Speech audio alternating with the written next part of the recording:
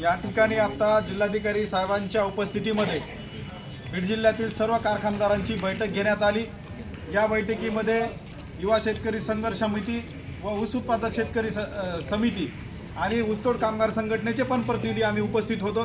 परंतु या बैठकीमध्ये कोणताही तोडगा या ठिकाणी निघालेला नाही, कारण की 2443 याच भावावर सर्व कारखानदार अडून आहेत। आमची मागणी आहे कमीत कमी पहिली उचल त्यांनी 3000 रुपयाची द्यावी आणि अंतिम दर हा 4000 रुपये द्यावा, ही मागणी आहे।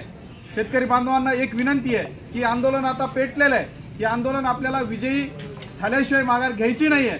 म्हणून आता सर्व युवकांना असं सांगण्यात येतं की युवकांनी या आंदोलनामध्ये सहभागी होण्यासाठी आपापल्या परिसरातील जे काही वाहन आहेत, जे ऊसतोड चालू आहे ती बंद करावी आणि ती शांततेत बंद करावी।